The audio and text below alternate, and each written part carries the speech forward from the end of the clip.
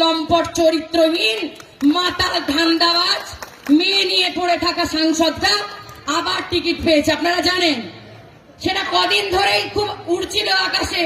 তাই আপনাদের কিন্তু একটাই কথা, যে ঘরের মা বোনেরা যদি সুরক্ষিত থাকতে চান, ওদেরই দলের একজন জেলা নেতা আপনি দেখেছেন আমাদেরই একটি প্রথিতযশা চ্যানেলে সেটি নিয়ে পোস্ট করেছিলেন যে বিষ্ণুপুরের ওই যে সন্দেশখালীতে যার নামটা আসছে সেই নামটা নাকি বিষ্ণুপুরের এই লোকটার নাম হচ্ছে বর্তমান বিজেপির লম্পট চরিত্রহীন প্রার্থী। প্রাক্তন স্বামীকে লম্পট চরিত্রহীন বলে কটাক্ষ করলেন সুজাতা মণ্ডল। লম্পট চরিত্রহীন সাংসদকে একটা ভোটও দেবেন না। ভোট চাইতে এলে জিজ্ঞাসা করবেন সাংসদ এলাকা উন্নয়ন তহবিলের 15 কোটি টাকা কোথায় গেল, সঙ্গে 10 কোটিরও হিসেব নেবেন। প্রাক্তন স্বামী বিষ্ণুপুরের সাংসদ সৌমিত্র খাঁকে ঠিক এই ভাষাতেই আক্রমণ করলেন তৃণমূল নেত্রী ও বাঁকুড়া জেলা পরিষদের কর্মাধ্যক্ষ সুজাতা মণ্ডল। রবিবার জয়পুর বিডিও অফিস সংলগ্ন মাঠে তৃণমূলের জনগর্জন সভার প্রস্তুতি বৈঠকে বক্তব্য রাখতে গিয়ে তিনি এই মন্তব্য করেন। উল্লেখ্য, শনিবারই বিজেপির তরফে রাজ্যে বেশ কয়েকটি লোকসভা কেন্দ্রে দলীয় প্রার্থীদের নাম ঘোষণা করা হয়েছে। আর ওই তালিকায় রয়েছেন বিষ্ণুপুরের সাংসদ সৌমিত্র খাঁ। তিনি এবার তৃতীয়বারের জন্য বিষ্ণুপুর কেন্দ্র থেকে প্রতিদ্বন্দ্বিতা করবেন। একই সঙ্গে সুজাতা মণ্ডল এদিন তিনি এই সভামঞ্চ থেকে বিজেপি কর্মীদের উদ্দেশ্যে বলেন, সন্ধে 7টার পর ওই লম্পট খাঁকে আপনারা ফোনে পান, আর তাই এই সাংসদকে বিষ্ণুপুরের পবিত্র মাটি থেকে ছুঁড়ে ফেলার অঙ্গীকার নিতে হবে বলে পরামর্শ দেন। এছাড়াও এদিন তিনি বলেন, যদি পয়সা দিতে আসে নেবেন, মা লক্ষ্মীর কোনো রং হয় না। 5 বছর আগে খেতে পেত না, এখন অগাধ সম্পত্তি করেছে বলে তিনি দাবি করেন। এখানকার লম্পট চরিত্রহীন মাতাল ধান্দাবাজ মেয়ে নিয়ে পড়ে থাকা সাংসদরা আবার টিকিট পেয়েছে। আপনারা জানেন সেটা কদিন ধরেই খুব উড়ছিল আকাশে। তাই আপনাদের কিন্তু একটাই কথা, যে ঘরের মা বোনেরা যদি সুরক্ষিত থাকতে চান, ওদেরই দলের একজন জেলা নেতা আপনি দেখেছেন আমাদেরই একটি প্রথিতযশা চ্যানেলে সেটি নিয়ে পোস্ট করেছিলেন যে বিষ্ণুপুরের ওই যে সন্দেশখালীতে যার নামটা আসছে সেই নামটা নাকি বিষ্ণুপুরের এই লোকটার নাম হচ্ছে বর্তমান বিজেপির লম্পট চরিত্রহীন প্রার্থী।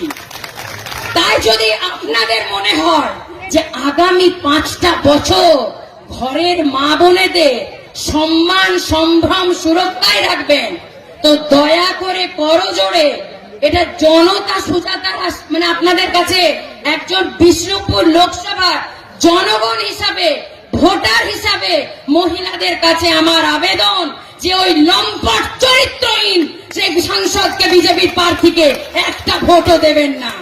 এবং ভোট চাইতে এলে জিজ্ঞাসা করবেন যে 5 কোটি টাকা করে তো অ্যালটমেন্ট হয় এমপি ল্যাডে, 10 কোটি টাকা নাকি খরচ করেছো বলছো, বাকি 15 কোটি কোথায় গেল? আর ওই 10 কোটির হিসাবটাও নেবেন, কোথায় খরচা করেছে, কোন মহিলাদের নিয়ে হোটেলে থাকতে যে খরচ গেছে, আর কত টাকা গেছে বোতলের পেছনে, লাল জলের পেছনে।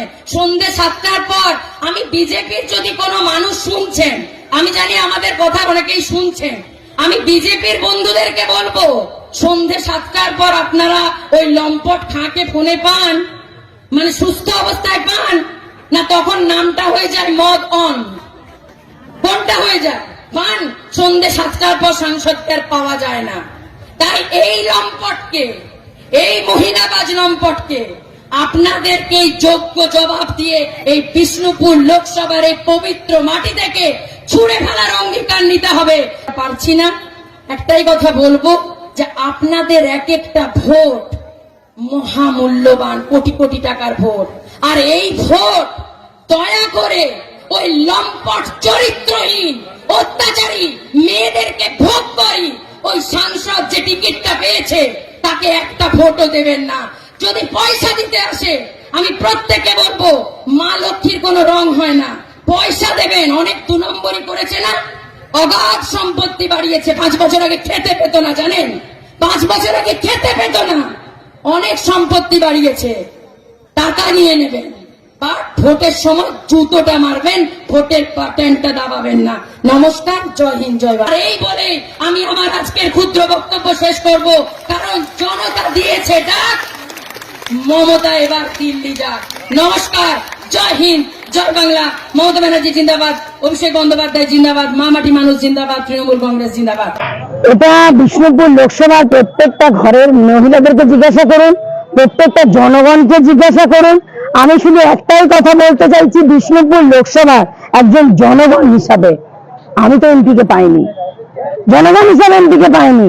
এবং সবচেয়ে বড় কথা, যে টাকাটা অ্যালটমেন্ট হয় একজন এমপি জনপ্রতিনিধি হিসাবে নিজে 7টা বিধানসভায় কাজ করার জন্য, সেটা হলো 5 বছরে 5 × 5 25 কোটি টাকা। তার মধ্যে যে উনি বলছেন, এটা ওনার দাবি, ঠিক আছে, মিথ্যুক লম্পটের দাবি যে 10 কোটি টাকার নাকি কাজ হয়েছে। আমি বলবো আঠিয়া অর্থ ওনাকে 10 কোটি টাকা হিসাবটা দিন উনি কোথায় কাজ করেছেন।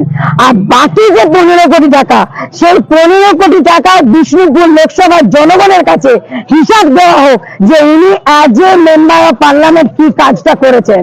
শুধু মহিলা নিয়ে ফুর্তি, আর এই মানুষকে ঠকিয়ে সেই পয়সাটা নিয়ে বিলাসিতা, আর গাড়ি বাড়ি সম্পত্তি বানানো, আর রক্ষিতা নিয়ে ফুর্তি মারা, এই কাজগুলো উনি করেছেন। যেগুলো বলছেন আমি ওপেন বলছি, আর ওনাকে বলবেন যা বেশি মুখ যেন না করান। ওই যে বলে না ফাঁকা কলসির আওয়াজ বেশি, তাই উনি বেশি উঠছেন না। ওটা 2 দিন বাদেই দেখবেন, আর 2 মাস পরে তো খুব জোর নিশ্চয়ই রেজাল্ট বেরিয়ে যাবে, দেখবেন ওনার নামের পাশে প্রাক্তন বসে গেছে। আর উনি যেটা ধান্দা করছেন যে ওনার তো প্রচুর অর্ডার 2 নম্বরে আছে, সেই 2 নম্বরই দিয়ে উনি ভাবছেন যে মানুষের ভোট কিনে নেবেন। কিন্তু বিষ্ণুপুর লোকসভার মানুষকে আমি প্রভুর কাছে, ঈশ্বরের কাছে, আল্লাহর কাছে প্রার্থনা করছি যে ওই বর্তমান যিনি বিজেপির প্রার্থী হিসেবে বিষ্ণুপুর লোকসভায় টিকিট পেয়েছেন, ওই অভিশপ্ত লম্পটের হাত থেকে আমার বিষ্ণুপুর লোকসভার বাসিন্দাকে যেন মানুষ বাঁচায়। আমি এটুকুই একজন জনগণ হিসেবে প্রার্থনা করছি। মাতাল এবং চরিত্রহীন বিভিন্ন রকম ভাবে তাকে আক্রমণ করলেন, এটা কেন করলেন? ওনার পার্টির লোকদেরকে খুঁজে পেয়ে যাবেন, ওনার পার্টির লোকদের জবাবটা পেয়ে যাবেন। আপনি দেখুন, আমি কারো নাম করবো না, কারণ নাম করা মানে ফুটেজ দেওয়া। ওনার বিভিন্ন জেলার নেতারা পর্যন্ত এই কথা বলেছেন সন্ধ্যে 7টার পর থেকে এমনই মদ্যপ অবস্থায় থাকেন, তাকে ফোনে পাওয়া যায় না। এবং কি তার অনেক পার্টির ছেলেরা বলেছেন যে তার মুখ থেকে সেই সময় মদ্যপের গন্ধ বের হয়। তাহলে একটা জিনিস বুঝতে পারছেন যে এই কথাগুলো পুরো আমার কাছে রেকর্ডিং সহ রয়েছে। এই কথাগুলো উনি যে মদ্যপ অবস্থায় থাকেন, উনি যে মহিলা নিয়ে মত্ত থাকেন, সেটা বিভিন্ন রেকর্ডিং, বিভিন্ন প্রমাণ রয়েছে। আর আমি নাম করতে চাইছি না, সময় হলে প্রমাণও দিয়ে দেবো। এবং আপনি দেখতে পাচ্ছেন একটাই কথা, যে আজকে দিল্লিতে, কলকাতা এবং বিভিন্ন জায়গায় শুধু ফুর্তি আর বিলাসবাজি ছাড়া উনি কিন্তু কোনো কাজ করেননি। আমি চ্যালেঞ্জ দিচ্ছি, বিষ্ণুপুর লোকসভায় 7টা বিধানসভায় উনি একটা কাজ দেখান, যে কাজটা উনি জোর গলায় বলতে পারবেন যে উনি এমপি থাকাকালীন করেছেন। কি করেছেন? মদ্যপবাজি আর মহিলাবাজি নিয়ে ফুর্তি করেছেন, এই কাজগুলো উনি করেছেন। তাই আমি একটাই কথা বলতে চাইছি, আপনাদের মিডিয়ার মাধ্যমে মানুষের কাছে করজোরে অনুরোধ যে বিষ্ণুপুরবাসী, বিষ্ণুপুর লোকসভাবাসী ওই লম্পট চরিত্রহীন সাংসদের হাত থেকে এবারে 24-এ যেন মুক্তি পায়। জয়পুরের প্রকাশ্য মঞ্চ থেকে সুজাতা মণ্ডল আপনাকে কুরুচিকর মন্তব্য করে, ওটা কে বলেছে জানি না, ওটা কোনো রেজিস্ট্রি নয়। তিনি বলেছেন আমি জানি না, বলে জানি না।